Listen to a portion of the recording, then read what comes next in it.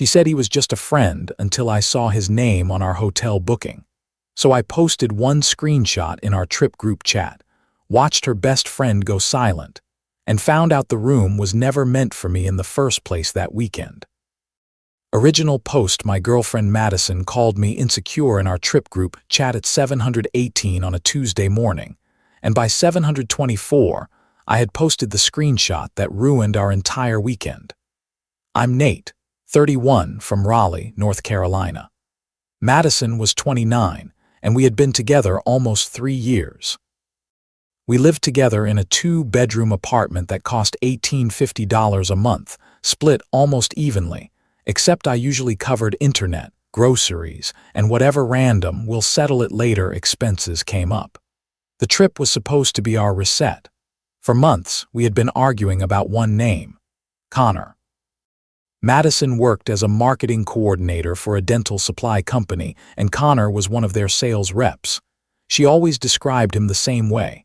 He's just a friend, not a close friend, not someone I needed to worry about, just a friend. But just a friend somehow texted her at midnight. Just a friend sent her coffee money on Venmo with inside jokes. Just a friend commented fire emojis under selfies she told me were for confidence. And whenever I asked why his name kept popping up, Madison acted like I was some jealous teenager. So when our friend group planned a long weekend in Charleston, I thought maybe it would help. 8 of us were going. Me and Madison, her best friend Jenna and her boyfriend Kyle, my buddy Eric and his wife Tasha, plus Madison's coworker Brooke and her fiance. Madison insisted on booking our hotel herself because she had points through a travel rewards app. I paid her my half by Zelle, $612, including the resort fee and parking. She sent me a screenshot showing a king room under her name at a hotel near King Street. Everything seemed normal until I called the hotel to confirm late check-in. The front desk clerk asked, "And will Connor Hale still be the second guest on the reservation?" I honestly thought I misheard her. I said, "Sorry, what name?" She repeated it. "Connor Hale." I sat there in my work truck, still wearing my company polo, holding a half-eaten gas station breakfast sandwich, feeling like my stomach had dropped through the floor. I asked if my name was anywhere on the booking. She said no. I asked when the guest name was added. She said it was added 3 days ago. 3 days ago was the same night Madison told me she was too tired to talk and went to bed at 9:30. I didn't explode. I didn't call her screaming. I took a screenshot of my call log, asked the hotel to email me the reservation confirmation because I had paid toward it, and waited. That night, Madison came home with Trader Joe's bags and kissed me like nothing was wrong. I asked, "Who's listed on our hotel room?" She froze for half a second. Then she laughed. "What do you mean?" I said, "Madison." She sighed like I was exhausting her. "Nate, don't start. Connor helped me look at rooms because he travels for work. Maybe his name got saved somehow. You're being weird." I told her the hotel confirmed he was the second guest. That's when her tone changed. She said, "You called the hotel behind my back." And somehow, within 10 minutes, I was the bad guy. She grabbed her phone, opened the Charleston group chat and wrote, "Just so everyone knows, Nate is trying to ruin the trip because he can't handle that I have male friends." Then she added, "I'm honestly embarrassed." I watched the typing bubbles pop up. Jenner replied first, "Wait, what happened?" Madison wrote, "He called the hotel to check up on me like I'm a child." Kyle sent, "Bro, that's not great." And I sat there thinking, if she wants this public, fine. I posted the hotel email. The one showing Madison Cole as the primary guest and Connor Hale as the second guest. Then I wrote, "I called because my name wasn't on the room I paid $612 for." The chat went dead. Update 1 for about 2 full minutes. Nobody said anything. Then Eric, my friend since high school, replied, "Wait, Connor is going." Tasha wrote, "Madison, why is Connor on your room?" Madison didn't answer the question. She typed, deleted, typed again, then finally wrote, "That is not what it looks like." Jenna, her best friend, sent one message that changed the whole temperature of the chat. "Madison, please tell me you fixed that." "Fix that?" Not what is that? Not that must be a mistake. Fix that. I stared at the screen, then looked at Madison across the kitchen island. She was holding her phone with both hands, face completely pale. I asked, "What does Jenna mean by fix that?" She said, "Don't do this right now." I laughed once, not because it was funny, but because my brain needed somewhere to put the shock. The group chat started moving fast. Kyle wrote, "Jenna, what did you know?" Brooke, Madison's coworker, sent, "I'm confused. Connor told people he was going to Charleston this weekend." Eric wrote, "With who?" Nobody answered for a second. Then Brooke sent, "I thought Nate knew." Madison immediately called Brooke. Brooke didn't pick up. Then Madison turned on me. "You had to humiliate me in front of everyone," I said. "You posted first," she said, "because you were acting crazy." I pointed at the phone. "No, Madison. Crazy is taking my money for a hotel room and putting another man's name on it." That was the first time she stopped defending it and started crying. But even her crying felt strategic. She wasn't saying, "I'm sorry." She was saying, "Why are you doing this to me?" Then Jenna called me. Madison lunged for my phone like she could stop it, which told me everything. I answered on speaker. Jenna sounded shaky. She said, "Nate, I'm sorry. I didn't know she actually changed the name." Madison shouted, "Jenna, shut up." Jenna went quiet for a second, then said, "No. I'm not doing this anymore." That sentence hit the room like a dropped glass. Jenna told me that 2 weeks earlier, Madison had admitted she and Connor were getting too close, but claimed nothing physical happened. According to Jenna, Madison said she needed space to figure out her feelings, and Connor had suggested he might also be in Charleston that weekend for work. That was already bad. Then Jenna said, "She told me she was going to cancel the room with you and book separately." I asked, "Then why did she take my hotel money?" Madison was crying harder now, but still not answering. Jenna said, "She told me you hadn't paid yet." I pulled up the Zelle receipt and posted it in the group chat. $612, sent to Madison. Memo, Charleston Hotel. This time Kyle replied first. "Madison, what the hell?" Then Brooke sent another message. "Connor's not going for work. He requested PTO Friday." Madison screamed, "Why is everyone attacking me?" Nobody was attacking her. They were just asking the questions she thought nobody would ask at the same time. Then Connor entered the story himself. He wasn't in the group chat, obviously. But at 803, Madison's phone lit up on the counter. "Connor, did he find out?" I saw it. She saw me see it. For 1 second, neither of us moved. Then I picked up my keys. Madison blocked the hallway and said, "Don't leave, we need to talk." I said, "No, you needed to talk before you replaced me on a hotel booking." She said, "It wasn't like that." I asked, "Then what was it like?" And she said the one sentence that made me stop feeling confused. "I didn't know how to tell you. Not, there's nothing to tell. Not, it was a mistake." She didn't know how to tell me, so I left. I drove to Eric and Tasha's house, and by the time I got there, the group chat had completely exploded. Madison had sent a voice note. In it, she said I had been emotionally suffocating her for months, that Connor made her feel seen, and that she only put his name on the room because she panicked about how Nate would react. That might have worked if she had not ended the voice note by saying, "I was going to tell him after the trip." After the trip. Meaning after I paid, after I packed, after I stood around smiling in front of people while she decided whether I was still her boyfriend. That was when I realized I wasn't looking at a mistake. I was looking at a plan that got caught early. Update 2: the next morning, I woke up on Eric's couch to 38 unread messages, 4 missed calls from Madison, 2 from her mom, and 1 Venmo request. The Venmo request was from Madison. Amount, $306. Note, your half of cancellation fee. I stared at it for so long Eric thought I was having a medical issue. She had changed the room, added Connor, got caught, and somehow wanted me to pay half the cancellation fee. I posted the Venmo request in the group chat with no caption. That was enough. Tasha wrote, "Absolutely not." Kyle wrote, "Madison, stop digging." Jenna wrote, "Girl, come on." Then Madison's mom, Denise, texted me. "Nate, I know emotions are high, but Madison says you are humiliating her publicly. Please be mature." I liked Denise. She made amazing baked ziti and always sent me home with leftovers. So I didn't respond angrily. I sent her 3 screenshots: the hotel booking, the Zelle payment. Connor's "Did he find out?" text visible on Madison's phone, which I had only captured because Madison herself had sent a photo in the chat where the notification was still at the top of her screen. Denise replied 10 minutes later. Oh, then nothing. At noon, Connor finally messaged me on Instagram.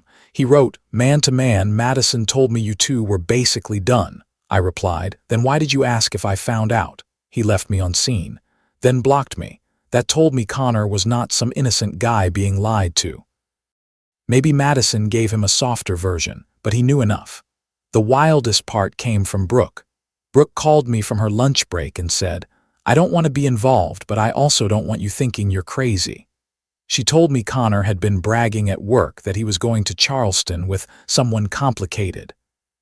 He never said Madison's name directly, but he showed one coworker a picture of their hotel view from the booking confirmation.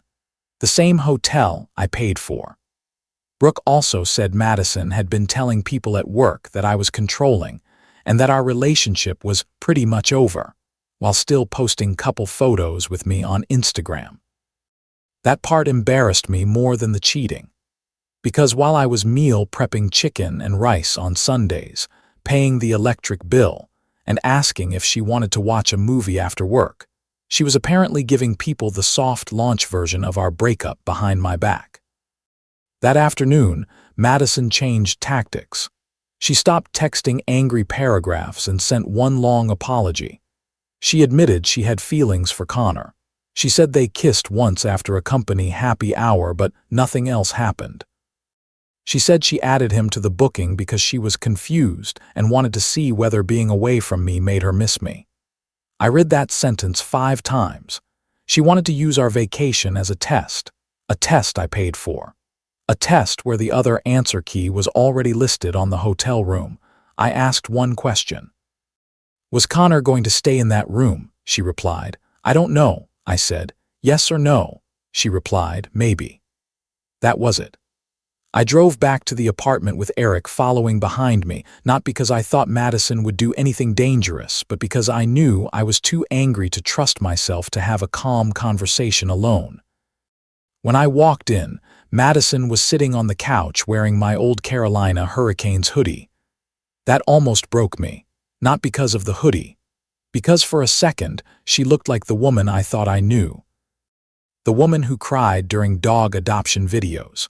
The woman who wrote little notes on my lunch containers when I had double shifts. The woman who once stayed up until 2 a.m. helping me apply for a better job. That's the part people don't always understand. Betrayal doesn't erase the good memories. It weaponizes them. Madison started crying before I even spoke. She said, "I messed up. I know I messed up, but everyone is treating me like I'm some monster." I said, "I don't think you're a monster." She looked relieved. Then I said, "I think you're selfish. And I think you were comfortable making me look crazy so nobody would notice you were lying." That landed harder than yelling would have. She admitted she had posted in the group chat because she thought I would back down. She said I usually hated public conflict, which was true. I'm not the guy who argues in restaurants or posts drama online. I usually take things privately, sometimes too privately. She counted on that. She thought if she made me look insecure first, I would be too embarrassed to show proof. That was the part that changed how I saw her, not just that she wanted Connor, but that she knew me well enough to use my dislike of conflict against me. I packed a duffel bag first. Work clothes, chargers, passport, my old laptop, a few watches, and the envelope with our lease paperwork. Madison kept saying, "Please don't do this." I said, "You already did." She asked if we could go to counseling. I asked, "Were you going to bring Connor to counseling too?" She flinched. Then her phone buzzed again. This time it was Connor calling. We both looked at the screen. She declined it. 30 seconds later, he called again. Then again. Finally, I said, "Answer it." She said, "No." I said, "Answer it on speaker or I'm leaving with every answer I already have." So she answered. Connor sounded irritated, not heartbroken. He said, Are you seriously letting this blow back on me at work? Madison whispered. Connor, not now. He said, you told me he was moving out anyway. I didn't say anything. Madison closed her eyes. Connor kept going. You said he was just on the lease until August. That was news to me. Our lease ended in February. August was when Madison's car loan was supposed to be paid off, and she had been talking about needing more financial breathing room.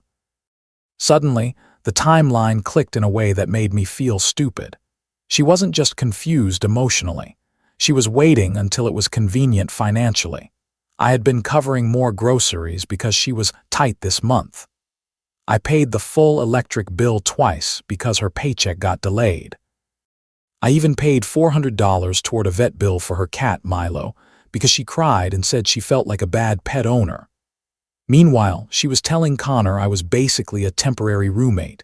I asked Madison, was August your plan? She didn't answer. That was answer enough. Eric, who had been standing quietly near the door, finally said, Nate, grab your stuff. Madison snapped at him. This is none of your business. Eric said, you made it everybody's business when you put it in the chat. And that shut her up. Final update, I didn't go to Charleston. Neither did Eric and Tasha. Jenna and Kyle canceled too. Brooke and her fiance went anyway but stayed at a different hotel and, according to Brooke, avoided Connor the whole weekend. Madison did go.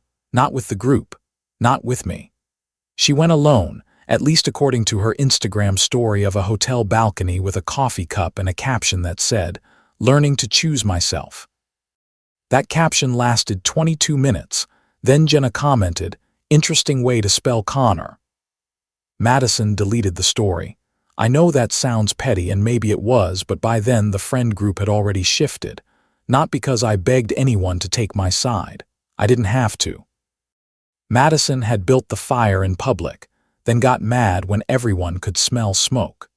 The apartment situation was messy but not dramatic. We had both names on the lease, so I didn't just disappear and leave her with bills overnight. I stayed with Eric for 2 weeks, then found a 1-bedroom in Cary for $14-20 a month. Smaller place, worse parking, better peace. Madison and I agreed through email to split the lease break fee. I deducted the $612 hotel money she owed me from my share of the final apartment expenses. She argued once, then stopped when I sent the receipts again. The last real message she sent me was 3 weeks later. It said, I hate that one stupid decision ruined us. I almost replied right away, because the old version of me wanted to explain. The old version wanted her to understand that it wasn't one decision. It was the late-night texts, the deleted notifications, the way she made me apologize for noticing things, the way she took my money while planning a weekend where I might not even be the man in the room. But I didn't send all that. I just wrote, it wasn't one decision. It was the story you told yourself so you could keep making them. She didn't reply. Connor didn't end up with her, from what I heard. He transferred to a different sales region a month later after the office gossip got uncomfortable. Madison and Jenna are no longer best friends. Brooke apologized to me once more and said she wished she had said something earlier, but honestly, I don't blame her. People always think they're outside the drama until the truth drags them into the room. As for me, I'm not going to pretend I healed overnight. For a while, I checked hotel apps like a crazy person. I hated seeing Charleston ads. I got angry over small things, like finding Madison's oat milk still in my fridge or seeing Milo's cat hair on a hoodie I forgot to return. And I had to admit something uncomfortable. I ignored signs because I wanted the relationship to be what it used to be. I wasn't perfect. I got passive-aggressive sometimes. I asked questions in ways that sounded like accusations because I was scared of the answer. But being imperfect doesn't mean you deserve to be lied to, used, or publicly painted as unstable for noticing the truth. The part that still bothers me most is not Connor.